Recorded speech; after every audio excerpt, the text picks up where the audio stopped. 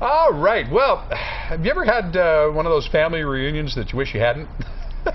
Well, Susan Campbell Cross, our lifestyle expert, joins us here this morning to talk about what a lot of folks plan for around this time of year, and they'll be planning it for the rest of the summer. Family reunions. Yes. They can be wonderful. They can be. Or? Well, that's why I'm here, because I'd love to make sure that if you do plan a family reunion, that it is wonderful, and it really can be if you take the time to plan ahead. First important thing is location. Want to make sure that you pick a location that's most convenient to the most amount of people that are coming to the family reunion. So y'all come out to Alpine?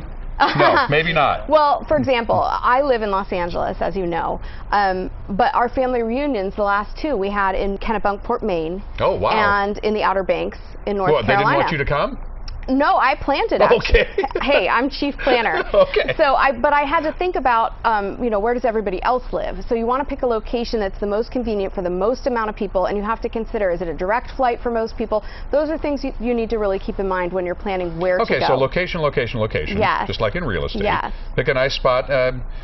What about in terms of the first thing that you plan, other than the location? I mean, well, is it activities? Is it... Well, for me, it's like, okay, location's really key, but also what type of thing. Now, our family rents a house, but there's cruises, there's all-inclusives, there's lots of different ways to go. Again, you have to keep in mind the ages and the abilities of the people that are going to be coming. Right. And then next important to me and to most people is food, right? Well, yeah.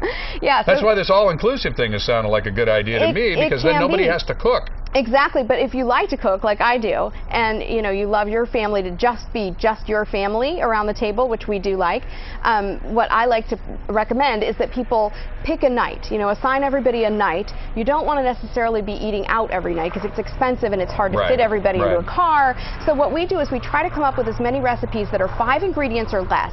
And if at all possible, bring a crock pot. I have my crock pot here, and I brought a few little ideas. I love to make chili, lasagna I can make in the crock pot, macaroni and cheese I can make in a crock pot. You can make lasagna in a crock pot? I'm gifted. I can make just about anything in a crock pot. And also important to keep a lot of healthy snacks on hand because people are coming from different time zones. They're going to be hungry at different times. And the worst thing you want to do is end up being like a cook stuck in the kitchen all day long. You want to have fun too. So plan on the meals. Yeah, plan on the meals.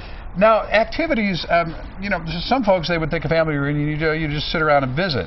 That's probably not going to get you through a day, maybe. Day or so, yeah. Well, I think it is good that you brought that up about visiting because with a trip like this, with a family reunion, the focus is on being together and enjoying each other's company. Right. So I don't recommend filling every hour of every day with an activity. You don't want to turn into an activity director and have everybody like look to you constantly for what to do. Yeah, exactly. It's exhausting, and so I think one activity a day is plenty. If you plan one outing a day, plan it ahead, check your guidebooks, look at TripAdvisor for recommendations, come up with something that the most people will be able to do and enjoy based on their ability level and age, of course, and then give people a heads up on what other activities there are in the area. I like to give everyone that's coming on the family reunion an email with a link to TripAdvisor so they can get recommendations if they want to do something on their own separate from the activity that you're planning. And then also really important is to keep a lot of things in the house or wherever you're staying that everybody can do when it's raining, because it might, and it probably will, it did for us,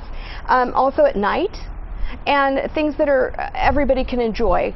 DVDs that are family friendly, card games, board games. We had a great big puzzle. My stepmother brought an amazing, I don't even know how many thousands of pieces the puzzle was, but we worked on that all week long. So they're all fun stuff, and keep it fun, keep it light, it sounds like to me. Exactly. Before we run out of time, it is important to plan a grown-up night. I think so, yes, because you don't want the entire trip to be just about the kids, because it's your vacation too.